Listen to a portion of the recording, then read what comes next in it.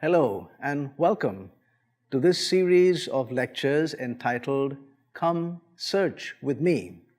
It really is an invitation to you to walk with me as we go through this journey of inquiry. I was born and brought up in India, a land of tremendous diversity in language, culture, food, dress. In fact, this dress that I am wearing is from the northern parts of India. There's another part that is really diverse in that country, and it is the question of religious beliefs. Hinduism is its dominant religion, and India has the largest population of Hindus in the world. India also has the second largest Muslim population in the world. In fact, we have more Muslims in India than we have in the whole Arabian Peninsula put together. Buddhism was born and cradled and nurtured in the eastern parts of India.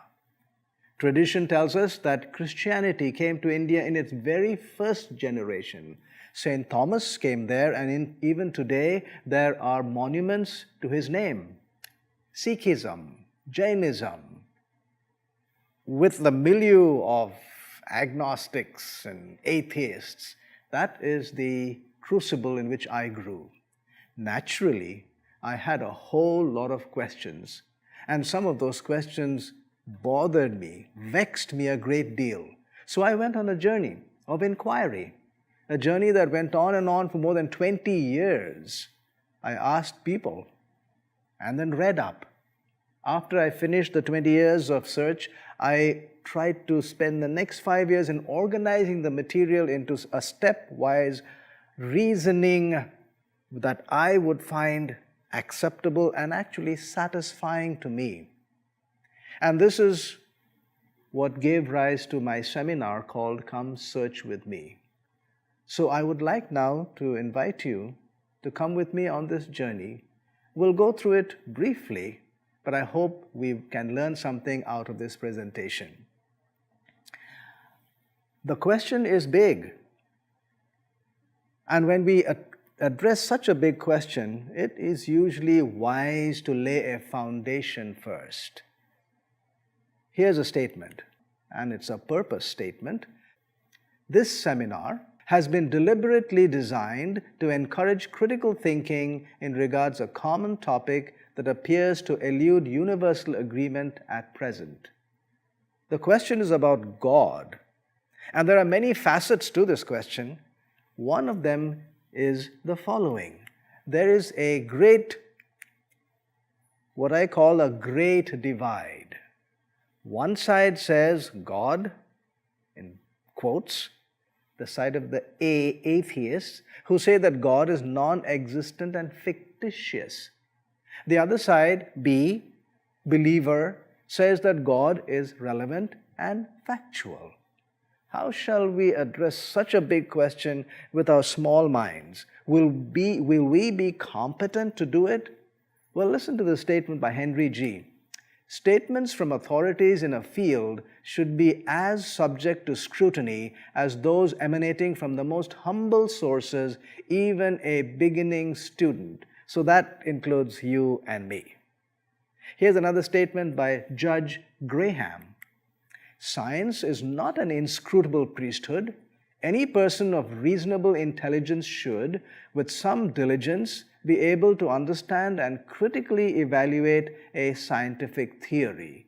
In other words, we should not be intimidated and overwhelmed by a string of PhDs behind a person's name. Whatever is said, however the theory is expressed, we can try to bring it down to our level and scrutinize it, evaluate it, examine it. So that's what we are going to do with this big question of, is there a God in existence or is there not a God in existence? It is a very peculiar debate. It is not A versus B. It is rather A versus non-A. And here's what I mean. One side says, for example, there is an apple on this table and it's in the next room. The other side says, there is no apple, there is no table, there is not even the next room in existence. You can see immediately that they are far apart in their claims. In other words, if you are on one side, you are not in the other. If you are on this side, you are not on the other side. Mutually exclusive. Not only that, but if you are on one side, then the concepts of that one side hold you completely in its grasp. It envelopes you completely. Similarly, if you're on the other side, the concepts here completely envelops you. So in other words, not only are they separate and distinct, they are all-encompassing. And if that's the case, then there is actually no middle ground. But people say there is. They call it agnosticism. But agnosticism is only a confession of inability to choose. I don't know. That's what they say. Agnostic. A is without gnosis, knowledge, without sufficient information to make a reasonable decision. But it is not a real option. Why do I say so? Let me give you an example. If I put my hand behind my back and ask you whether there is an apple or an orange in my hand, if you say, I don't know, does that I don't know create a third fruit called I don't know? It does not. Saying I don't know is only a confession. The only two options are theism and atheism, and they cannot be more widely separated. They are so distinct and far apart. Agnosticism, therefore, is impractical. Why would I say that? Because, here's an example. These two jurisdictions are widely separate. Let's look at two countries, for example. The United States, where I now live, and India, where I was born. In the United States, we drive on the right side of the road, whereas in India, we drive on the left side of the road. Suppose we come to a position in which we are at the wheel, but we don't know. We don't know in which country we are. Does that I don't know allow you to make a third country in which you drive on the median? Of course not. You still have only two countries. And that's why I said agnosticism is quite impractical. Why? Because at any given point, an agnostic makes decisions as if theism is relevant, God exists, or as if atheism is relevant, God is non-existent. Agnosticism is not a real option. But here's a statement by Kurt Gödel that throws a spanner in the whole works. He enunciated in the last generation a theorem known as the incompleteness theorem. He mathematically proved that a firm theory, that means a claim that this is the established truth, is valid only if all the pertinent data is at hand and is taken into consideration. But really, who can claim to have all the data relating to our question? Nobody. So everyone, by mathematical certainty, is an agnostic, and only an agnostic. Wow! So what shall we do? Is everybody is an agnostic, and at the same time agnostic is not a practical solution. Well, I've thought it through, and here's what I'd like to say. Agnosticism, while it is the only correct and honest claim, it is also totally impractical and phantom-like in its position. So what about the believer and the unbeliever? Here it is. A theist or a believer is an agnostic who has chosen to believe in the existence of God, whereas an atheist is an agnostic who has chosen to believe that God is non-existent.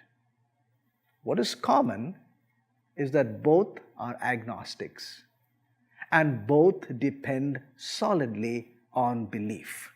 But there's a difference, because the bases of that belief are widely different.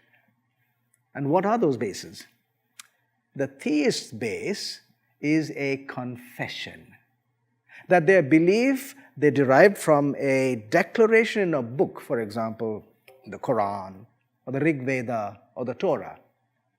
The atheist's base is a bold claim. They say their belief is based on scientific reasoning and logic. Now, at this point, if there is only a confession and a bold claim, then really the bold claim is impressive. I would agree and acknowledge to that. But confession or bold claim, both are beliefs. So with that word, let's push back or pull back a little bit. You know, when this topic comes up, everyone gets tight. We gets tense. We want to win the argument. We don't like the other side to win. But let's pull back just a little bit about this question of personal beliefs. We, you and I, can choose what we want to believe as the truth of the matter, whether there is good evidence, no evidence, and even evidence to the contrary. Why? Because belief is a choice. Nobody can make you believe. They might be able to make you say something about your belief, but they can never make you believe. Belief is only your own property, personal and private. It has your name stamped on it. Nobody can believe for you, and you can't believe for somebody else. It is your own, and you can make a choice. Once you believe, or say that you believe, then you can state your belief, you can keep silent, you can also state what is not your belief. So what am I saying? I'm saying, friends, you and I are free. We are free to make our choices of belief.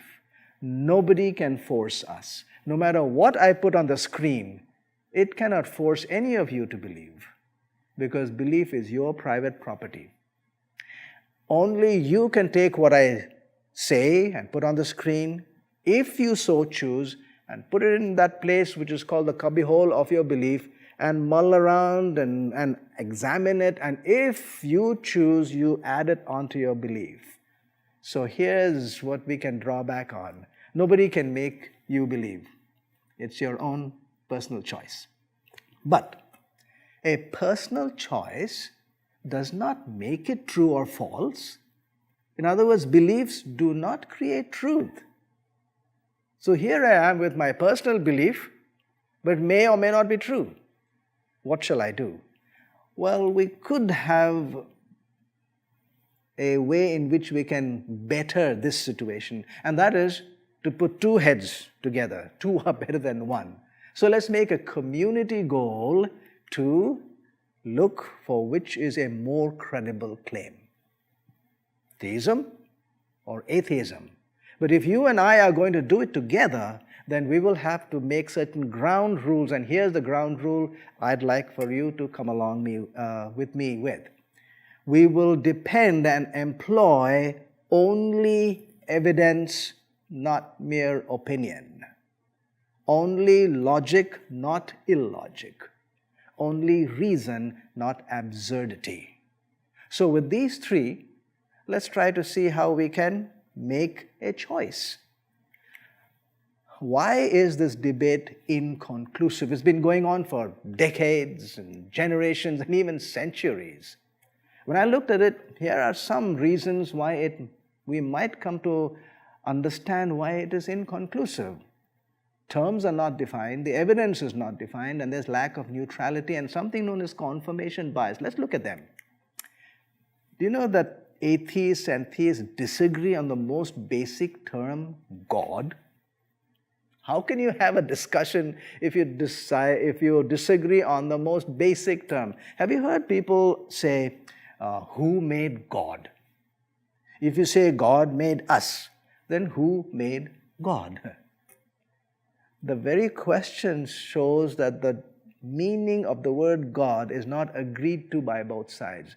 Because God, by definition, in some people's mind, is an uncreated being, unmade. So how can you ask that question? So right there, we are on two different wavelengths.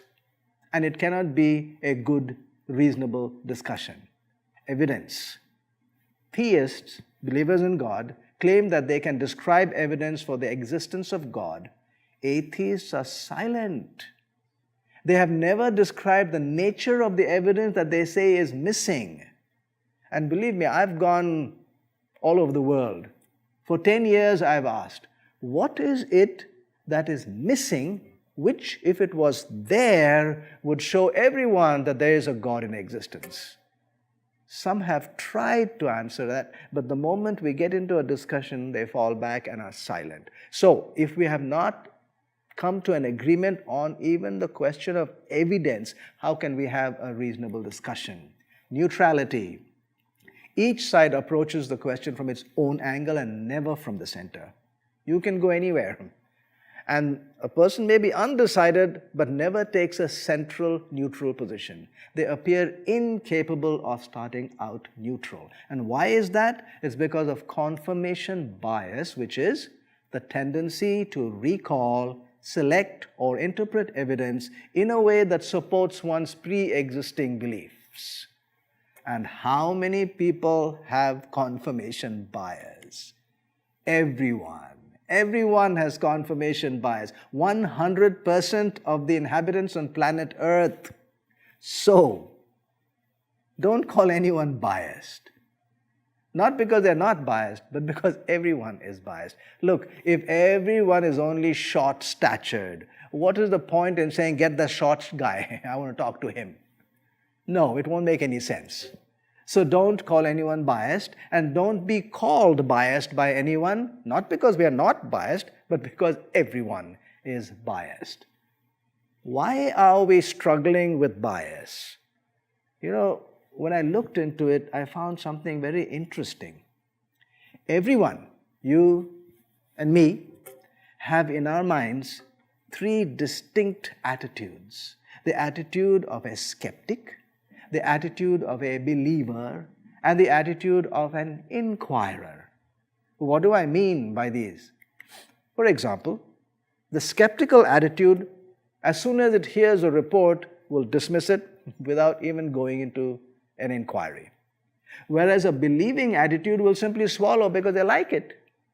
An inquiring attitude will hold verdict until the investigation is done. Here's another set. A skeptic focuses on the question to the exclusion of the evidence because he doesn't like it. So dump as many questions there to destroy the report. Whereas the believer will look for the evidence. He doesn't want to look at any questions that are there. He dismisses the questions. Whereas an inquirer focuses on the weight of evidence. Now, What should you and me be if we want to make a fair inquiry? We should become inquirers, right? Not stay skeptical, not stay believing, but put them away and become inquirers. The difficulty is really this, that the skeptic also can inquire, the believer also can inquire. We may inquire as a believer or a skeptic and think we are fair, but that is not true inquiry, because we are not looking to know the truth, but to find evidence to support our own stand. The challenge is to become inquiring inquirers, not skeptical inquirers, not believing inquirers. Suppose we've stated that, and we want to become inquiring inquirers. It's only fair that we paint a picture of what an inquiring inquirer looks like. So here are 3 points. An inquirer in a controversial debate will never look at only one side. He always makes a counter proposal, so that there are 2 proposals. Do you know why? Let me quiz you. It's a trick question. When is a good decision a bad decision? And when is a bad decision a good decision? Wheels turning? Okay, let me tell you. A good decision might turn out to be bad if the alternatives were better and best and all you chose was the good. On the other hand, a bad decision might be a good decision if the alternatives were worse and worst. So when you made a bad decision, you avoided the worst and the worst, and therefore that bad decision is a good decision. What am I saying? If there are 2 sides, don't look at only one, because you might come to the conclusion this is good and you'll choose it without looking at the other side, whereas if you had looked at the other side, that was better and maybe the best, but you only chose the good. On the other hand, you could look at one side and say, boy, that is bad. I am not going to go that way. But you didn't look on the other side because that would have been worse and worst. So your bad decision might be actually a good decision. So 2 options are always made. The second point, once you make the 2 options, you hold those as equal. I still remember presenting this at one of the meetings, and one of them came up to me and said, boy, you offend me. I felt offended when you said there are 2 equal options. I said, well, if you're an inquirer, an inquiring inquirer, you have to consider them equal. So we have 2. You stand in the middle and consider them equal. And what do we mean by saying equal? We mean this: either option, and we say it honestly from deep within, either option will be acceptable as long as it is based on what we had agreed earlier: evidence, logic, reason. Are you thinking? Let me ask you, those of you who believe that there's a God in existence, if today I show you some reasonable evidence on the screen that actually the weight of evidence points to there being no God in existence, then will you be willing tomorrow to become an atheist? How about you, the others?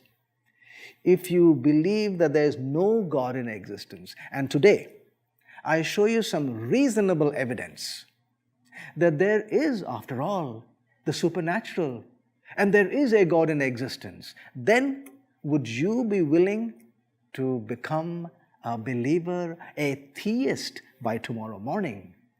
Wow. Now, it's a different ball game, right? What am I saying?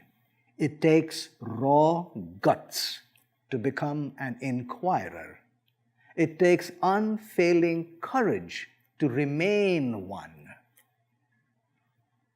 So, we want to become inquiring inquirers.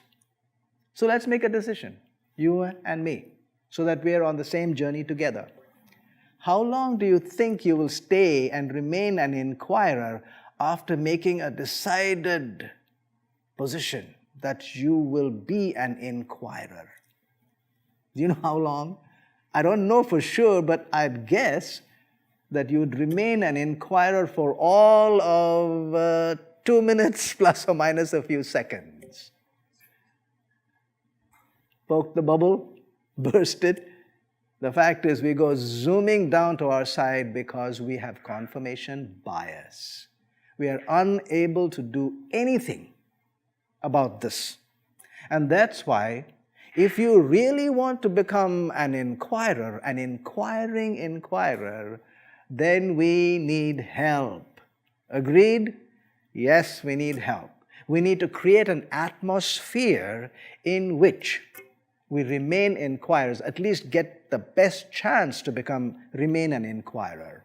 So here's what I would propose, that we need 4 things, 4 factors to form that atmosphere.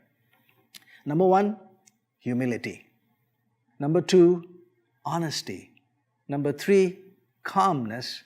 And number 4, respect. Let's go through each of them briefly. Humility. It is a learning attitude, a teachable spirit. We don't stand there with our chest puffed up saying, I know it all. In other words, it is standing small in the face of the vastness and grandeur of the information in our universe. Once you look at that, you become small in your own eyes, and that is humility. You begin to say, what do you have to say? I'm willing to listen. I'm willing to be taught. Honesty. This is really in short supply. I've talked to all kinds of people, not just the ones who are ordinary like you and me, but those who are at the top, the pastors, the bishops, the priests, the monks, the mullahs, and oh my, the amount of white lies and sometimes blatant falsehood that comes out. You know, I'll confess that sometimes I felt quite disgusted until I turned that question to myself and I asked, how honest are you? And oh, the revelation. I was just as dishonest as any of them out there. So, in my evaluation of my honesty, if I was supposed to be honest, then I was honestly pretty dishonest. What do I do? Here I'm looking for something that I feel I should get at, but what if I'm dishonest? I realized I had to do something about it. So here's what I did. I made a definition of honesty, and I said that is what will drive me during the whole search. And here's my definition. The willingness to give credit to a point or argument, no matter who brings it to the table, and even if that credit has the possibility of destroying my own previous stand, and I've signed it electronically with my name. That is what would drive me. Boy, it has teeth in it. You're not going to just stand on one side and let all the ideas just pile up on your side. No, you're going to be open. You know what I called it? I called it the wow factor. Say wow when anything is impressive. Don't start scratching your head and saying, wait a minute. If I say wow, then who will get the point and the credit? Maybe he or she, not me, so I'm going to withhold. Nope, that won't be honesty. If it is impressive, just go ahead and say wow. You ready? Maybe we should be ready to say wow. Let's try it. 22/7 is pi. Actually, it's not 22/7. If you really do the math, it is 3.142, and it goes on in a very random fashion. So people have made that into a memory test. How many digits can you memorize? Do you know what the world record is? Take a guess. What do you think would be the maximum that a person might possibly remember? How many digits? A few years ago, this was the world record. It was held by Hideaki Tomoyori, a Japanese, who stood before hundreds of people, and over 17 hours and more, he recited pi to the 40,000th digit before making the first mistake. You gotta say wow to that. I said wow. So that's what I mean. If something is impressive, you gotta say wow. Calmness. Very important. Because anger really is against clear thinking, and hostility fights good judgment. In other words, if you let your emotions come up, which is very common in this topic, then out go judgment and reasoning out the window. You can't have both. So we've got to hold our emotions down. You know, when I speak like this, and when I present these seminars, there will be statements and ideas that I present that will really jar you. Can't help it. We are doing an honest search. But don't get angry. Don't get upset when I make some statement that really hits against you. Here's the challenge. When you hear something you completely disagree, then say to yourself, I disagree with this man. So what I'm going to do is I'm going to make a good argument, so good and strong that it will destroy his argument. If you want to really do that, you have to keep calm and collected, not upset and angry. Only then can you make a good argument to knock off mine. If you get upset and angry, we're not going to have a discussion, we'll have a fight, and that's not what we want. Calmness is holding your emotions in check. It is the natural outcome of possessing humility and honesty. Respect. Respect is not agreement. In fact, actually, it shines out best when there is disagreement. It is not admiration either, although we use these terms synonymous. What is it? It is the right we give others to make their own choices and beliefs, even if those beliefs come out to be diametrically opposite ours. We give them the right. So also, we expect them to give us the right to do that. And so we are mutually respectful. We never look down our noses.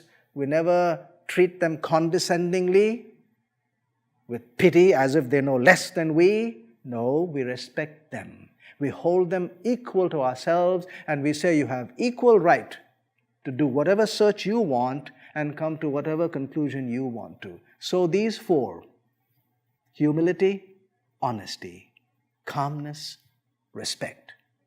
They are a foursome that will probably create the best chance we have.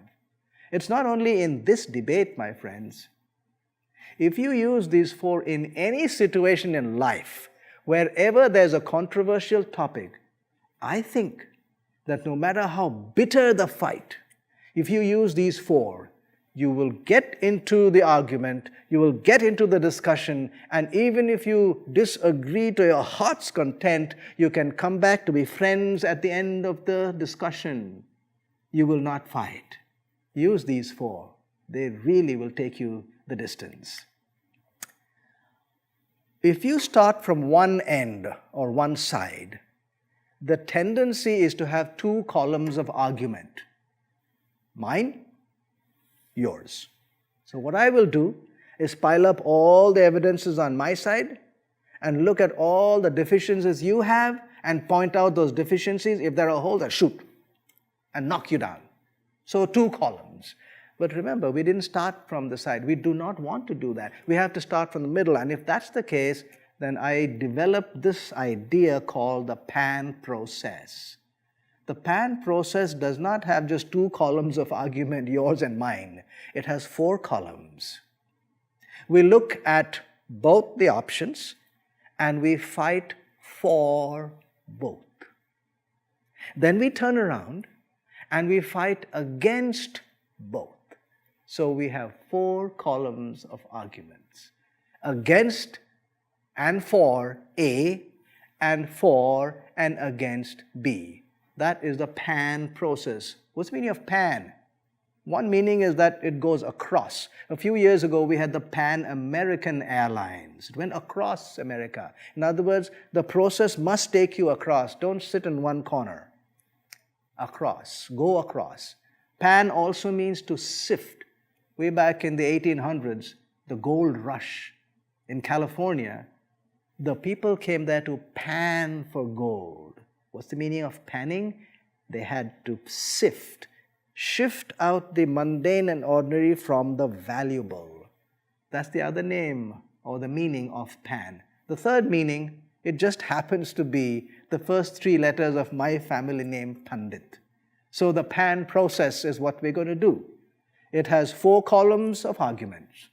Are you ready to get on to do the pan process as an inquirer, as an inquiring inquirer?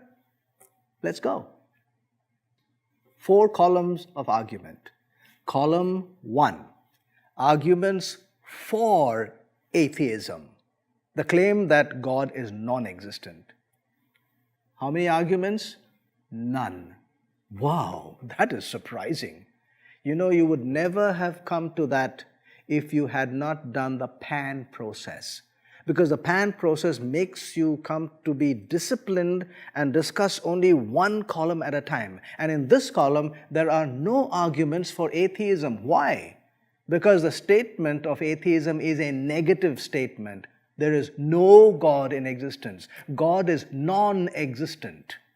And a negative statement is valid only when every possibility has been exhausted. Example? If I say there's nobody in this room by the name of Mr. Brown, how many names should I know before I make that statement boldly and correctly and confidently? I should know every name. Here's another example. If there are 10,000 lakes in the United States, and I sit up here very confidently and say there is no lake by the name Char Gog Agog Manchau Gagog Chau Banagan Gamaug, how many lakes should I know and be familiar with? I should know all 10,000 lakes and their names. Only then can I say there is no lake by the name Char Gog Agog Manchau Gagog Chau Banagan Gamaug. Incidentally, this name is the name of a real lake in Upper Massachusetts in the United States. It's in the Native American language, and translated it says, I fish on my side of the lake and you fish on your side of the lake and nobody fishes in between. But the point really is, if I should say that there is no lake by that name, I should know all 10,000 lakes. Let's apply this. If there is a God in existence, then he should be somewhere. In other words, the location is important. So let me ask, how many of you are conversant and familiar with every nook and corner of your town? No, he may be in somebody's closet, right? How about the world? No. Anyone been to the moon? Do you know that the moon has the light side and the dark side? And the dark side is always dark because that's how it is configured in the planetary system. It always faces the sun with one side. What if he set up his office on the dark side of the moon? Hey, it'll be hard to find that out. Have you been to the sun, 93 million miles away? Anywhere close by there? No. The sun is a star in our Milky Way galaxy. How many stars do you think there are in our Milky Way galaxy? Guesstimated by the astronomers. Do you know there are 200 billion stars? Been to anywhere there? How many galaxies are there that the astronomers tell us? You know, they look at one part of the sky, count the number of galaxies, and then they extrapolate that into the rest of the sky. They say There are over 200 billion with a B, 200 billion galaxies. In other words, if you look away from the Milky Way out into space, most of what you will see are galaxies, not stars. How many of them have you gone to? None. Look, even if you had checked out 99% of the known universe, you would still have 2 billion galaxies to go before you make that statement that I've checked it out everywhere and he simply is not anywhere. Furthermore, if there is a God, and if he made you and me and the world, then if I can walk and run, we should deduce that he also can walk and run, or move. So if I go to the kitchen looking for him, he could have gone to the living room. If I go to Canada, he could have gone to India. Got it? In other words, for us, any one of us, to say that there is no God in existence, we should know every nook and cranny of the entire known universe at the same time. Boy, that's a tall order. What does it mean? It really means some words we use as the attributes of God. Omniscient, you know every corner, nook and corner. And omnipresent, you have access to every place. You know everything at the same time. Those are the attributes of God. So, here's the conclusion we have to come to.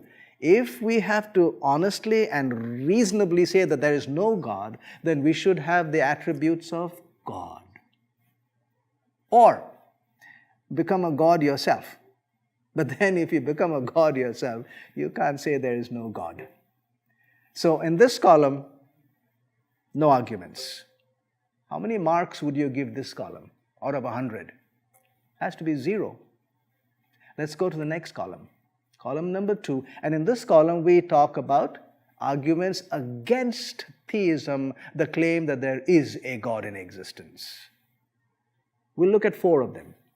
They say, can you have evidence? And what they mean by evidence is empirical evidence. What's empirical evidence? It is evidence that's direct. Seeing, hearing, touching. I agree. There's no empirical evidence. But there are many other things that we accept without empirical evidence. How many of you really have empirical evidence that water is H2O? 2 of hydrogen and 1 of oxygen. Have you ever checked it out whether that is really it? No, we deduced that. So there is no empirical evidence, but we all take it to be the truth of the matter. So we don't have to have empirical evidence to make a good decision. How about lack of design? Yes, there are many places on earth where everything is at random. No design, no pattern. At the same time, my friends, there are places that have pattern and design. So really, when you look at the fact that there is no pattern, it has to be balanced with the other fact that there is a pattern. So it is not a solid argument, not yet. How about number 3, which is a big one? If you say that there is a loving, almighty God, then how can you explain this evil, pain, and suffering that we all have every day in this world? What's the explanation? And since we don't have an explanation that is satisfying to us, and the contradiction is too big, we say God is non-existent.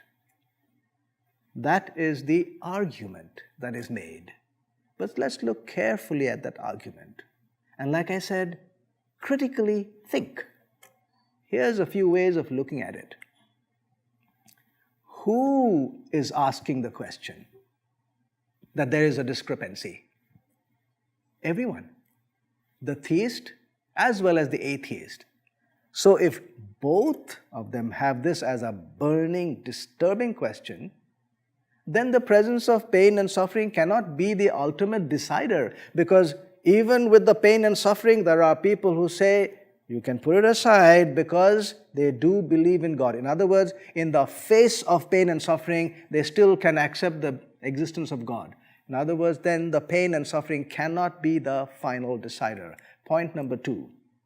Why do they say that it's a pointer to atheism? Because there's a contradiction. But a contradiction in features is not proof of non-existence. So this person is nice in the morning and nasty in the evening. Is he non-existent? No. The challenge when you see a contradiction is to get at the solution. It gives no license to dissolve the whole entity just because there's a contradiction. Third, why is it such a hard thing? Because it goes against the grain. Almighty loving God, pain and suffering. Clash. There's a clash of ideas. And therefore we throw it out. But what if we find something that is in line with an almighty loving God? Shouldn't that also have its own weight? What am I saying? What am I pointing to? The fact that we don't have only pain and suffering in our lives. We also have joys and pleasures and delights. So if a contradiction points to atheism, then that which is not a contradiction should point to his existence. To be fair, if evil and suffering denote the absence of God, then joys and pleasures should denote the presence of God. Just to be fair. And we said we were fair, standing right in the middle, taking no sides. But the clincher to this is the next point. If there exists evidence for the absence of an entity, as well as evidence for the presence of that entity, then that entity is present. Oh wow, that's a long sentence. How do we know it's true? A simple example will clarify what I'm saying. Let us say the jurisdiction or the area we're looking at is this hall. And we want to know whether there's a mouse in this hall. The evidence for the absence of a mouse is a white spot. And the evidence for the presence of a mouse is a red spot. And mice sit under the chairs. So that is our theory. Mice sit under the chairs.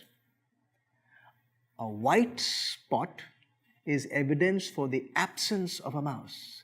A red spot is evidence for the presence of a mouse.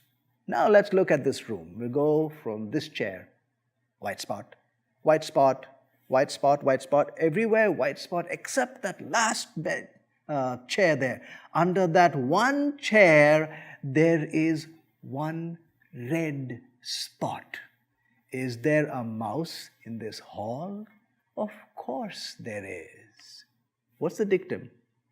One piece of evidence for the presence will negate all the evidence for the absence of that entity. Let's apply it. If both evil and suffering, absence of God, as well as joys and pleasures, presence of God, are present in our lives, in our world, in our existence, then God exists. It's simple and it's pretty straightforward. You don't have to really have a convoluted sense of ideas to come to this. In other words, in column number 2, which are pointers against theism, we come to a very startling conclusion that their most powerful point is actually on the other side. Let's go on to the fourth one, creation. The problem with creation that any rational thinker has is that there's no observational data. In other words, nobody has seen creation taking place. And secondly, Nobody can point to any scientific law or rule which tells us how creation could have possibly taken place. So, nobody saw it, no natural explanation. So it's difficult to believe. Granted, it really is difficult. But if we do not want creation, then what's the alternative? There are many, but let me point to one of them. It's called the standard model, in which the beginning point is not God, keep him out, that's theism. Here it is called singularity, a point at which the entire universe was once upon a time in the form of pure energy. No mass, just energy. Energy does not occupy space, so it was one point. That point expanded into the universe. But singularity, when you look at it, has great deficiencies in trying to explain how we could have singularity. There are many questions, big questions, that arise. So how do the physicists go past those questions? Here's how they do it. They say that the laws of physics do not exist in a singularity. How about Stephen Hawking, who said in real time the universe has a beginning at singularity, at which the laws of science break down? Did you get the point? The singularity has no natural laws explaining it. So, nobody has seen singularity, so there's lack of observational information regarding singularity. There's lack of any scientific explanation regarding singularity. How different is that from creation? Can you see that all the points that are raised against theism, against the idea that God is in existence, is always balanced out by some other factor? And in fact,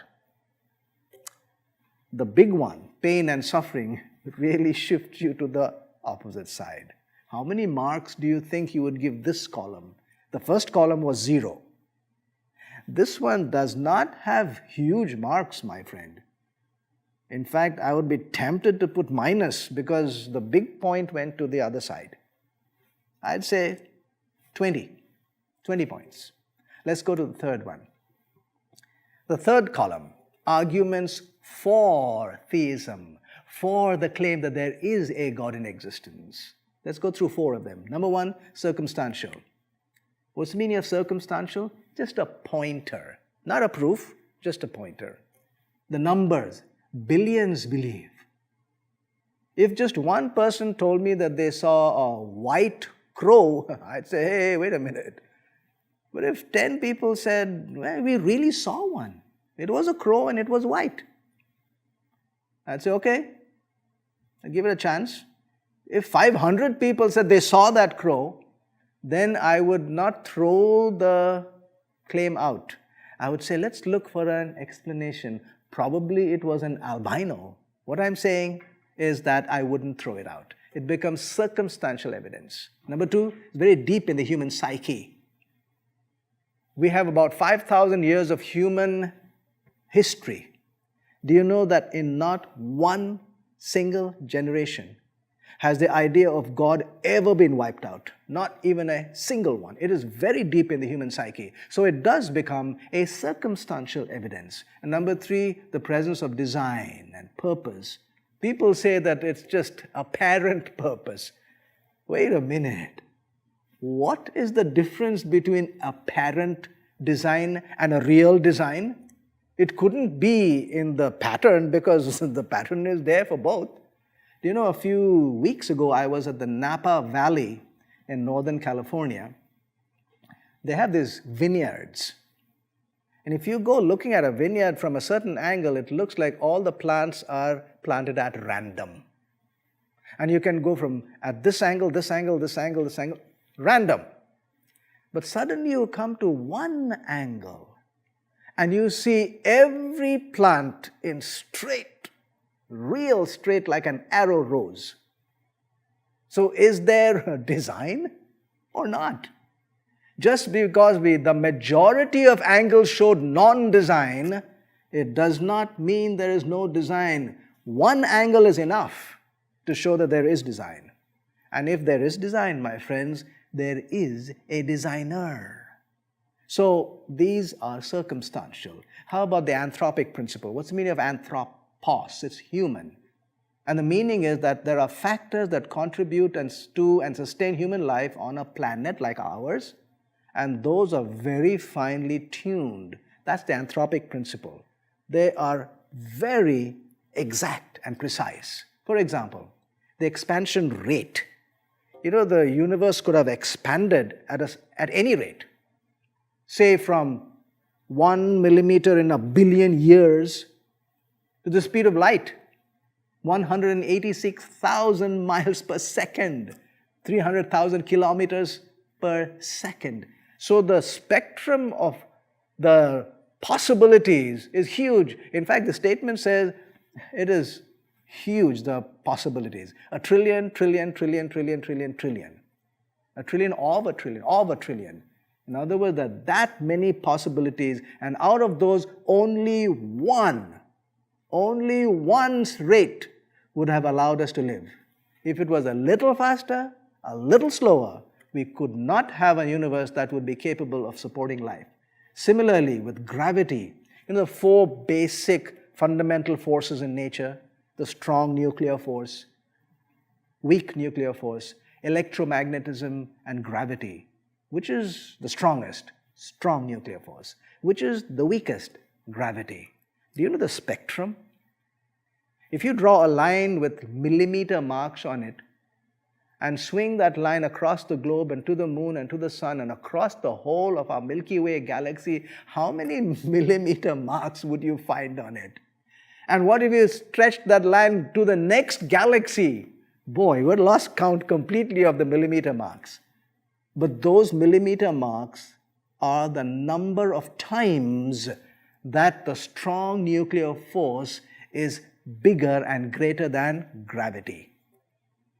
All right, impressed? Now, what would happen if we shifted gravity from the 1 millimeter mark to the 2 millimeter mark? Do you know what would happen? This Earth, which is about 7,000 miles in diameter, would get squished to a ball just 40 miles in diameter, and all life would cease. Can you see how finely it is tuned? In other words, gravity has an incomprehensibly narrow range for life to exist. And where are we situated? Between the Sagittarius and Perseus spiral arms of the galaxy. I can't come up with an example of another place in the galaxy as friendly to life as our location. And this position, my friends, is not like sitting on a chair. I'd like to sit here and then a few minutes later, no, I'd like to go there. You can't do that in the galaxy. You're just there, set. And we are in the most friendly part of our galaxy. It is conducive to life. If the universe had not been made with the most exacting precision, we could never have come into existence. Over the past 30 years or so, scientists have discovered that just about everything about the basic structure of the universe is balanced on a razor's edge for life to exist. The seemingly miraculous concurrence of these numerical values must remain the most compelling evidence for cosmic design. There is something going on behind it all. The impression of design is overwhelming. And if that impression is overwhelming, then the idea of design is overwhelming. And therefore, the idea of a designer also should be overwhelming. How about the next one? Logic. Logic requires two parts. The first part is a statement that everyone agrees. It's a statement that is understood to be acceptable to everyone. And on that statement, we make it the base. You have your steps of reasoning. If your basic statement is false and faulty, your conclusion will also be faulty, no matter how well the steps of reasoning have been taken. On the other hand, if your basic premise is okay, but your steps of reasoning are faulty, you will still get up to find a faulty conclusion. So we need both. Here's logical analysis number one. It's called the Kalam cosmological argument. The universe had a beginning. Everyone knows that today. We didn't know it in the science world just in the previous generation. Do you know when they really came to the idea and to the confession that this universe did have a beginning? They finally agreed somewhere in the 1970s. Before that, silence. So it's agreed. This universe had a beginning. Now, in science, any change requires an explanation. If it's going at 5 miles an hour and suddenly 10 miles an hour, then there should be an explanation of the change. If it was going this direction and suddenly began to go this direction, there should be an explanation of that change. And the biggest changes are starting and stopping. So here we have a start. There has to be an explanation. In other words, there has to be a cause. So this universe had a beginning. Whatever begins, it's a big change, the biggest change, it had to have a cause. Therefore, the universe has to have a cause. Logical analysis number 2. It's a pan-cosmological argument. The cosmos consists of METS, M-E-T-S, matter, energy, time, space. No effect causes itself. How reasonable do you think it would be if I say this pointer is the cause of the pointer? That wouldn't make much sense. Or this table is the cause of this table. No effect causes itself. We could say that the manufacturer was the cause of this pointer. We could say maybe if this was made of wood, we could say that the carpenter was the cause of the table. But the table is not the cause of the table. And if this is made of glass, it is. Nice glass. The glass is not the cause of the table. In other words, even the material that is made up, that makes up the effect or the final product is not the cause. The cause is distinct. The cause is distinct from its product. Therefore, the cause of the universe is distinct from the universe. Logical analysis number 3. It is the order principle, sequence. What comes first? What comes second? All causes produce effects, and all effects have a cause. But here's the order principle. The cause always precedes the effect. So, how do we apply it here? The first cause of the universe preceded the whole universe, cosmos, M-E-T-S, matter, energy, time, and space. In other words, we cannot appeal to matter, energy, time, and space to be the cause of matter, energy, time, and space. The cause is distinct. How about logical analysis number 4? Another order principle of science. A specific corollary of the order principle is the law that while one cause can have many effects, no effect can be quantitatively greater or qualitatively superior to its cause. Yeah, those are big words, I agree. But here's what it's saying simply. If you see me lift up 10 pounds of weight, and if my biceps is the cause of lifting up the 10 pounds, then we can safely conclude that my biceps could generate the force of at least 10 pounds, and actually more than that because it overcame gravity as well. So the cause is always at least equal to the effect, many times more. In other words, what we are saying is that the end product or the user, for example, your wallet and mine, will certainly have less money than the bank from where the money came. Your grocery bag and mine will have less vegetables than the grocery store. That's all we are saying. And it's logical. So let's apply it. The universe, our world, our existence has life, thinking, matter, energy, time, space, and the laws of nature. So the cause should have an abundance of life to give you and me and all the animal life, all the plant life. Also should have a giant intellect to be able to impart that to you and me. also have immense power to give all the power to all the galaxies and the clusters of galaxies we see in the universe, and also have control of all of space and time to harmonize all the laws everywhere. So this cause is pretty impressive and amazing. When Albert Einstein looked at that, this is what he said. His feelings take the form of rapturous amazement at the harmony of natural law, which reveals an intelligence of such superiority that compared with it, all the systematic thinking and acting of human beings is an utterly insignificant reflection. Cause is pretty great. So what's the conclusion from our logical analysis? The universe has a cause. The cause exists distinct from nature and the universe. The cause preceded the universe according to the order principle of science. And according to the second order of principle of science, the cause is possibly huge, great, maybe omniscient, omnipresent, and omnipotent. The next point takes into consideration an idea that is an extrapolation. It's a deduction.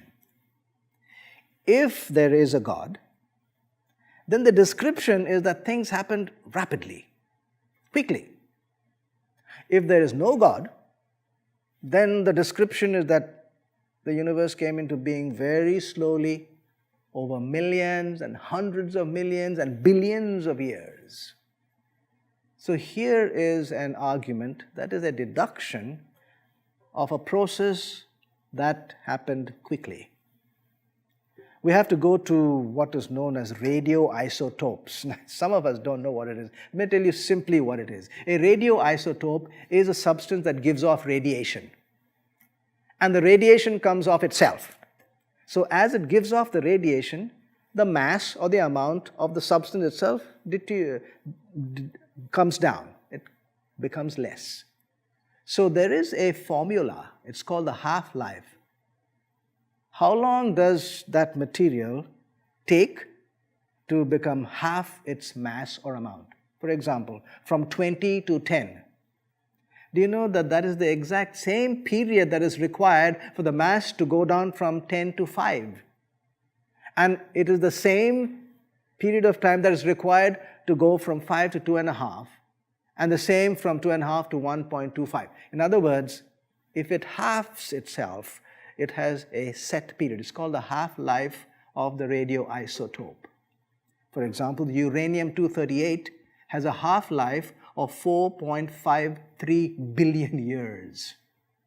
And the half-life of these subatomic particles, like the mesons, and the photons, and the baryons, and the bosons, they're 100 millionth of a second.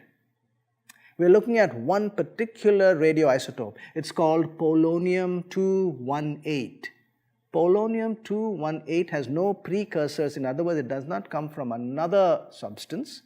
And its half-life is only 3 minutes. How many minutes? Half-life of polonium-218? 3 minutes. Suppose there's a bubble at the bottom of this glass of water, and it will take 3 minutes for it to climb up to the top, and then it's gone. But I want to hold the bubble. The only way I can hold the bubble is to quickly change the water into ice, and then I would have held the bubble. Agreed? Yes.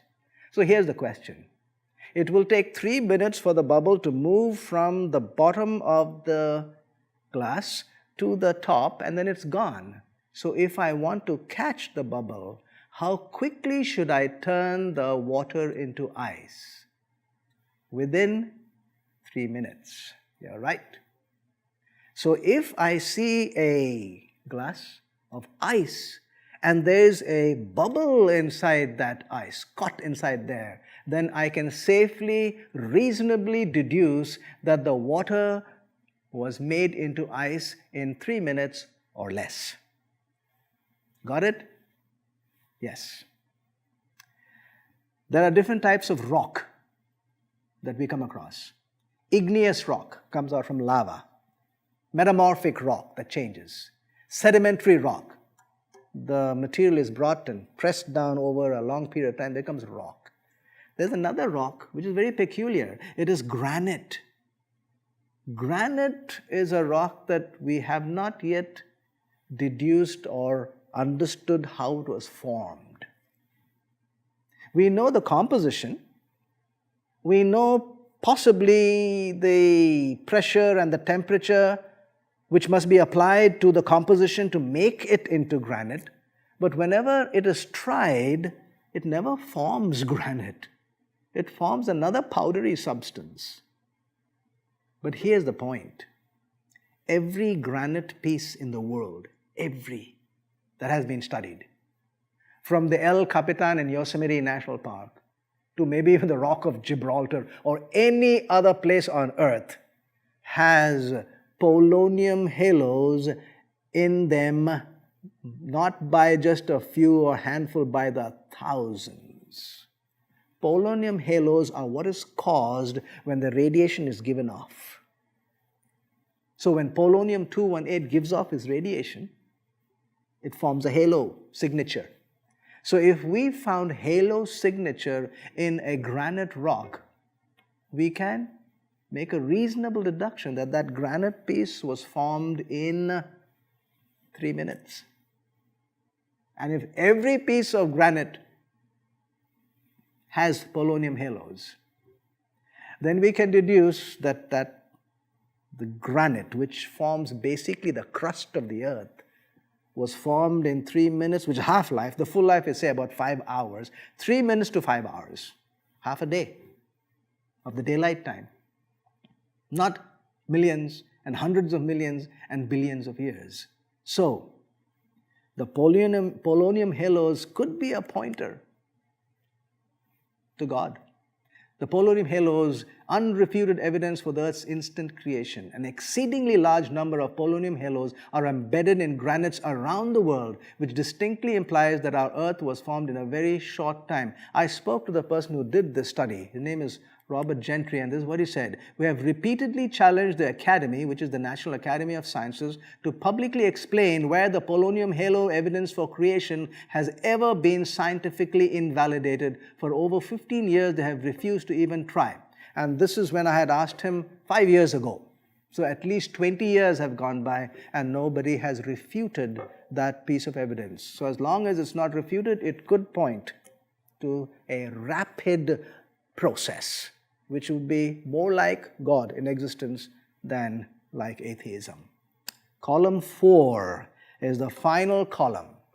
And in this we have arguments against atheism. Why would we say we will not possibly accept atheism? And here are the points. Number 1, it disallows evidence. Number 2, its fundamental premise is flawed. Number 3, it has to claim that the universe came from absolutely nothing. And number 4, we make a statistical analysis. Let's look at all 4 of them. It disallows evidence. Why? Let your mind now think, let the wheels turn. There cannot be evidence for that which has never existed. Got it? There cannot be existence for anything that has never existed. For example, if aeroplanes never existed, then no matter how many propellers or jet engines you find, no matter how many cockpits or fuselages or seat belts you find, it cannot be evidence for an aeroplane. It could be evidence maybe for a yacht or a speedboat or maybe even a submarine, not an aeroplane, because the aeroplanes simply don't exist. Got it? Simple. In other words, atheism is a conclusion prior to the inquiry, and this inquiry disallows any evidence for consideration. Once you say that there is no God in existence, you have moved away from any evidence that could possibly be brought. Because any evidence is now no longer for God, it's for something else. So it disallows evidence. The moment you state it and make a hypothesis, you have knocked off the evidence. Therefore, a process that does not like evidence is not scientific. Number 2, the fundamental premise. The fundamental claim of atheism we saw right in the beginning was that it is a reasonable scientific claim. But let's ask science what it says. Here's a statement from the US National Academy of Sciences. Science can say nothing about the supernatural. Whether God exists or not is a question about which science is neutral. It is limited to explaining the natural world through natural causes. So much for that claim. In other words, the claim is simply non-existent. The base which it says was science is not there. The philosophy of science could possibly be pulled in that direction, but even that fails. What's the philosophy of science? The philosophy of science states that science as a discipline will only look for natural causes to natural phenomena. It will never appeal to the supernatural. That's the philosophy. In other words, the supernatural is outside its study. So what is science doing? It is excluding the study of the supernatural. And if you have excluded the study, you have not excluded the existence. You have only excluded the study. In no way can science ever prove the non-existence of God. And here I make a dictum, a statement. Nothing in the natural world, nothing at all, can ever disprove the existence of God. So its fundamental premise, it is flawed. Origin, absolutely nothing. See, if there is no God, then the only option is that the universe came from absolutely nothing. And I'm not saying that. Look at the statements on the screen. So from nothing our universe begins. So where did the laws of nature come from? They came from nothing, the void out of which the universe spontaneously arose. How about the last statement on the screen? The only reasonable belief is that we came from nothing, by nothing, and for nothing. I mean, it's a borrowing from the Gettysburg Address. Wide, sweeping statement. So I had to ask, what is it based on? Nothing. Just a mere opinion. And we said we were not going to give just an opinion any weight. It's an opinion. But let's look at this nothingness a little closely. Let's look at it physically. And we'll build the Sears Tower. Or in Toronto, it'll be the CN Towers. Let's build the tower. But I'm not going to give you any material and no builder, no time, no space. I'm not even going to give you yourself. And if you are going to get ready to complain to me that you're not giving me any of these things, then let me confess to you, even I'm not in existence. Oh boy, now how are we going to build the Sears Tower and the CN Towers? Doesn't make good sense, right? In other words, absolute nothingness as a starting point is physically totally impractical. How about philosophically?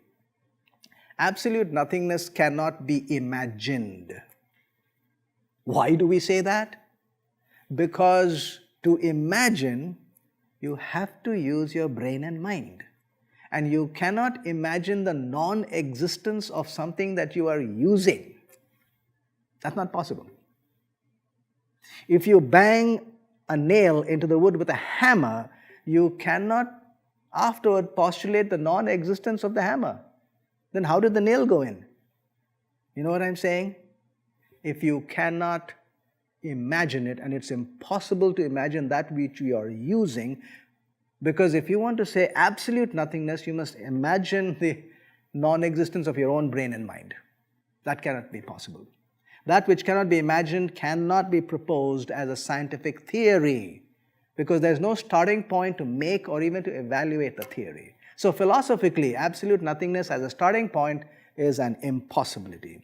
How about scientifically? Look at what is stated by the scientists. And remember, I said don't get overwhelmed because a great scientist had said so. Go ahead and look at it and examine it. Here's what they say.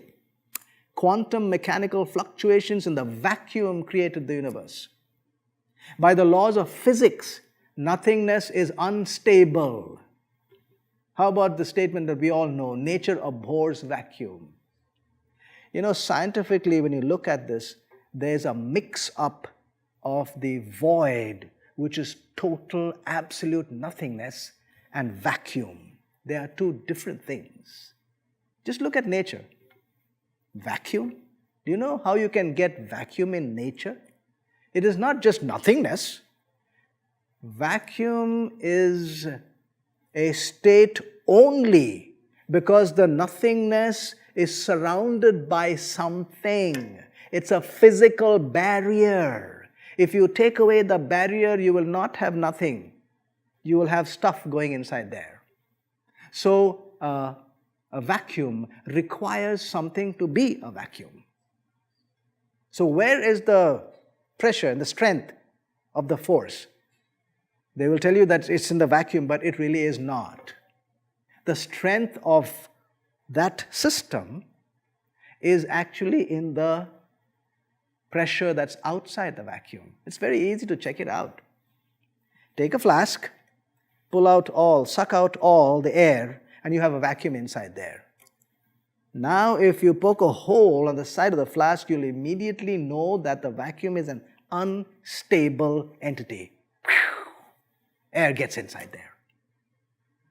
But where was the strength? Was it in the nothingness or in the something that was outside? In the air molecules, in the atmospheric pressure that was on the outside? You know, we can check this out so simply. Let's take this initial vacuum, which is in the flask, and put this flask in another bigger flask. And let's pull out the air from the bigger flask so that the bigger flask now has a vacuum inside it. So here is a smaller flask with nothing inside it, and a bigger flask also with nothing, except the smaller flask, of course. Now, if we poke a hole in the smaller flask, what will happen? Absolutely nothing. There's no whoosh like we saw in the previous one. Why? Because there's nothing surrounding it. There is no atmospheric pressure, no air molecule surrounding it. In other words, here's the conclusion. Nothing that is surrounded by nothing, that is surrounded by nothing, that is surrounded by nothing to an infinite degree is infinitely stable. This question of laws of physics in which nothingness is unstable is only applicable to the state of vacuum, not to the state of absolute nothingness. By the way, you look at that statement, by the laws of physics. You're appealing to the laws of physics which were not even available at that point. So, scientifically, nothingness at the starting point is untenable. How about mathematically? Science, especially physics, may be represented as common sense wrapped in mathematics. You know, when you make a physics statement, it will not be acceptable until you have a mathematical formula to go along with it. You can't just say gravity. It is related to the masses of these two bodies and also to the inverse of the square of the distance between the two bodies. So you see there's a mathematical formula. So science is common sense wrapped in mathematics. So let's use that idea and apply it to our question. Let's make a statement that could possibly be made into a mathematical formula. Here are the statements. Atheistic proposal says, nothing did nothing about nothing and produced everything. How about the theistic proposal? Someone did something about the nothing and produced the universe. So take these statements and make it into an equation. Here's what the equation looks like. 0 plus 0 plus 0 is equal to 100. How reasonable can that be? And Theism says x plus y plus 0 is equal to 100. Now you can look immediately and see that the theistic proposal, which has numbers, could have a chance of reaching 100. If you start with 0, you will end up with only 0. You know, a few years ago I was talking to a postdoctoral fellow in mathematics, and I asked him this. I said 2 minus 2 is arrow 0. 2 minus 2 ends up with 0. Can you turn it around and say 0 lands up with 2 minus 2? He thought for a moment and he said, interesting question, but no, you can't come up to 2 minus 2 because there's an infinite numbers of options over here. 100 minus 100, half minus half, 0.2 minus 0.2. The only way, if you start with a number, with 0, and have this equation which ends in numbers, is to have at least one number on this side of the arrow. In other words, if you start with only 0, you'll end up with 0. To have any other option, you will have to supply a number. So what are we saying? Zeros, no matter how many, will end up with only 0. Let's put 5 zeros in a row. How much is that? 0. Now what you do is put a 1 on the left side of these 5 zeros and see what happens to that number. What are we saying? Zeros by itself is only 0. It requires a number to make it into anything. So absolute nothingness is mathematically worse than absurdity. I have here a book. It is written by a theoretical physicist. And here's the title: A Universe from Nothing. Can you see the big letters, nothing? You know, the first few pages are endorsements of the book by prestigious people. Like I said, don't be overwhelmed by PhDs and doctorate degrees. Look at what they are saying. And in these endorsements are the statements that I found. In this nothingness, there are many wonderful things to see. In the nothingness, wonderful things to see. How about Neil deGrasse, who is an astrophysicist? This is what he said in the endorsement. Nothing is not nothing. Nothing is something. So much for the title of the book, my friends. Can you see that even though you may be a big scientist, you are misleading? This title is quite misleading. In other words, actually it is false. But look at the endorsement given in the afterword by Richard Dawkins, who is arguably one of the most vocal atheists in the world today. And this is what he said in his ending. The title means exactly what it says. And I say the title means exactly what it does not say. Or rather, it does not say the truth of the matter. The universe could never have come from nothing. What they really mean, if you read the book, is that the nothing does not mean nothing. It just means pure radiation. But that's what the entire universe came from. So it's not nothing, it's everything. Statement, title, false. Absolute nothingness is physically impractical, philosophically an impossibility, scientifically untenable and actually scientific, and mathematically worse than absurdity. Here's the aphorism that I was talking about. Ex nihilo nihil fit. Out of nothing, nothing comes. The difficulties of belief may be great, the absurdities of unbelief are greater. How about the last one? Statistical analysis.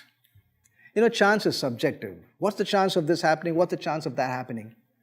But it's also a mathematical concept, and it's called probability. It's a very specific formula. You plug in the numbers and it comes out. These are the chances. 1 is to 10, 1 is to 100, 1 is to 1,000. I'm going to state some numbers, and they are actually arbitrary numbers. And I agree they are arbitrary, but don't look at the actual numbers, look at the trend of the numbers. For example, if there is something that will happen 10 to the power of 8 times, which is 100 million times, in the circumstances, It will always happen, and only once it will not happen. Then in day-to-day life, we say it will happen. If it will happen only once and will not happen 100 million times, then we say it's not going to happen. In scientific evaluation, the number goes up to 10 to the power of 15, 1 quadrillion. This is the number that scientists have to use when they construct anything that has a risk of life and limb. For example, a suspension bridge. Then the angles at which they put the girders, the strength of the cable, these have to be tested to mathematically to 10 to the power of 15 times. Then they can use it. In other words, safe. 10 to the power of 15 times it will occur, once it will not occur, fact. If it will occur only once, will not occur 10 to the power of 15 times, not possible. Now when you state a law, the number goes up to 50. 50 is 1 followed by 50 zeros. That's a big number. In fact, actually it's going over our heads, right? It goes over my head too. Let me give you an idea of what we mean by these numbers. But these numbers are not exact, remember? They're arbitrary numbers, but let me give you an idea of what the number is. If I am testing the law of gravity once per second, I am looking for that one chance in which this pointer will not come down, but will just stay there when I leave it or float away. I'm looking for that one chance, and I'm doing it once per second. You know, to do it 10 to the power of 18 times will require 15 billion years. To do it 10 to the power of 20 times will take me 1.5 trillion years. And why the 15 billion years? It's the approximate age of the entire universe. So if, let's say there are 10 billion of us on this earth, if all 10 billion of us did this every day without a break, from the time the universe began up to now, we would have reached only 10 to the power of 28 times. So what am I saying? 10 to the power of 50 is a huge number. Fair enough? Yes, it is. So, one chance occurrence, 10 to the power of 50 chances non-occurrence is an utter impossibility statistically. Let's apply that. So Michael Denton was the first one to actually challenge the idea of the origin of life according to the theory of evolution. The initial cell to be viable would require at least 100 functional proteins. So what are the chances that we could get 100 proteins at the same point, at the same time, and form that cell? His calculation showed a chance of only 1 in 10 to the power of 2,000. That's a huge number. And remember, 10 to the power of 51 is a number that is 10 times bigger than 10 to the power of 50. So where is 10 to the power of 2,000? Suppose we address Sir Michael Denton and say, look, I'm not very sure whether you did it right. I think your number is wrong. It should be brought down by half. No, not by half. 1/10. No, 1/100th. No, you made a big mistake, Sir Michael Denton. Your number should come down by a factor of 100 billion. You made a big mistake. So, okay. What is 10 to the power of 2,000 divided by 100 billion? Remember, we are trying to bring it down to 10 to the power of 50 so that we can have a say in the matter. You know what is 10 to the power of 2,000 divided by 100 billion? It is 10 to the power of 1,989. 10 to the power of 50, nowhere in sight. So these numbers are so big. They are arbitrary, but they are so big that you cannot really question them. How about the next one? You know, these proteins are made up of amino acids. Amino acids are little building blocks, and you have to have them in a chain. Amino acids have left-handed links, right-handed links. when people manufacture amino acids in the laboratory, you always get what is known as a racemic mixture, meaning 50% right-handed, 50% left-handed, and we know of no way of changing those numbers. It is always a racemic mixture, 50%, 50%. But inside that cell, all the amino acids, and we need 10,000 amino acids to make the 100 proteins, all 10,000 amino acids must be only left-handed. And in the chromosome, which is in the nucleus, the chromosome is made up of nucleotides. We need 100,000 nucleotides to form that chromosomal chain. And in the cell, all 100 nucleotides have to be only right-handed.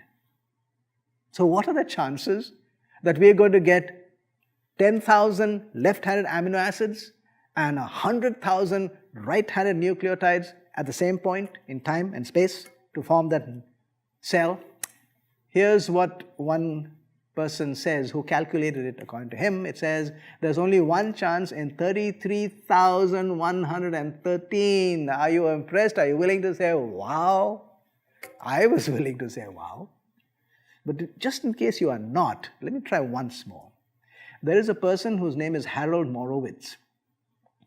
He calculated the chances of all the components of the cell coming together, all.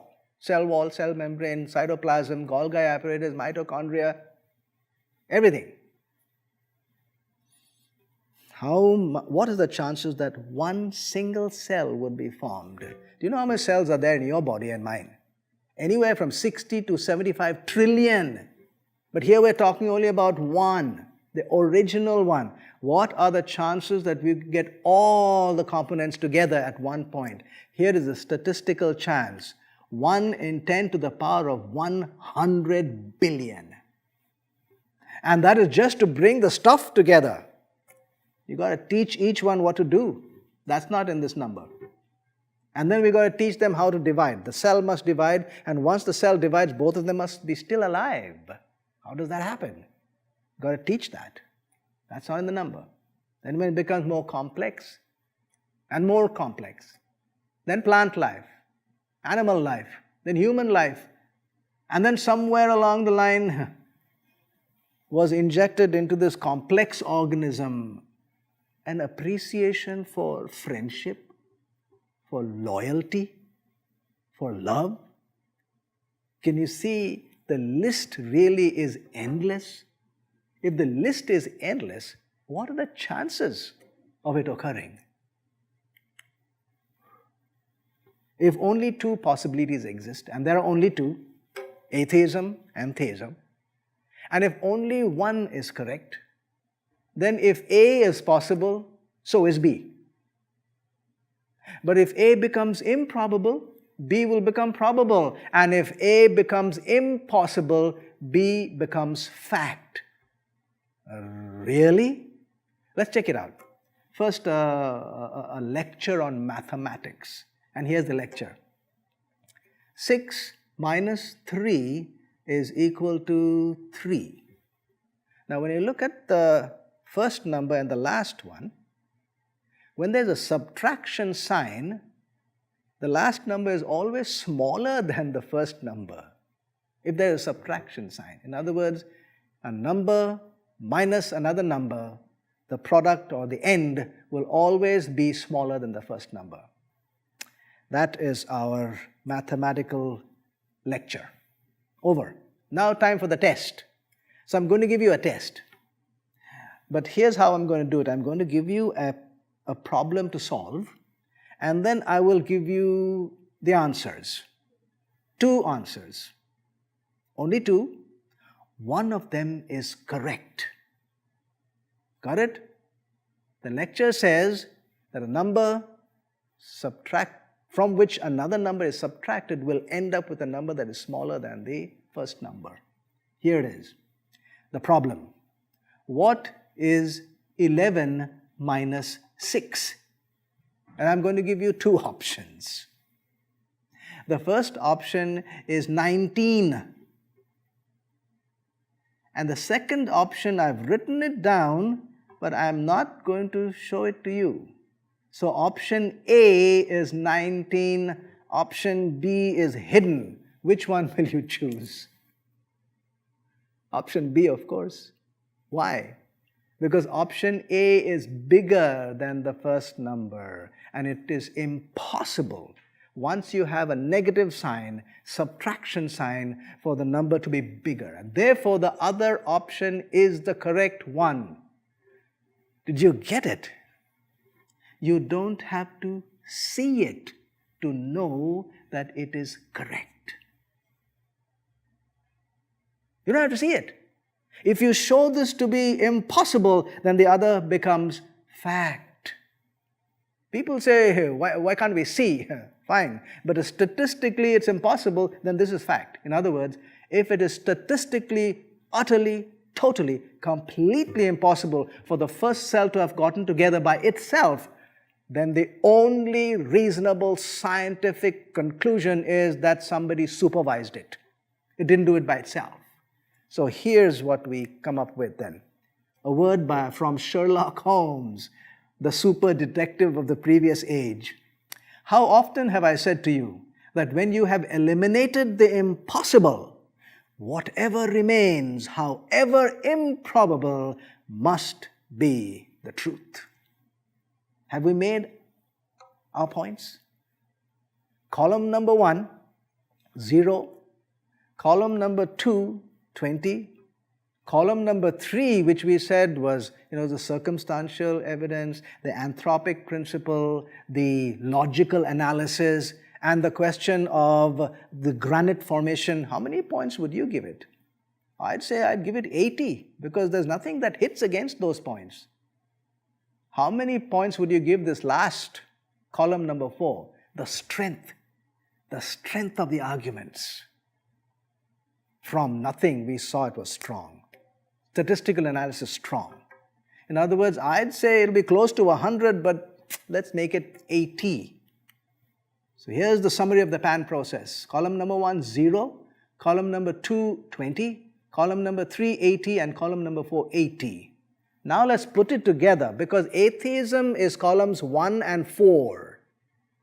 And what you got to do is put a negative sign on the column 4 and shift it over to the other side, because you're taking it to the other side.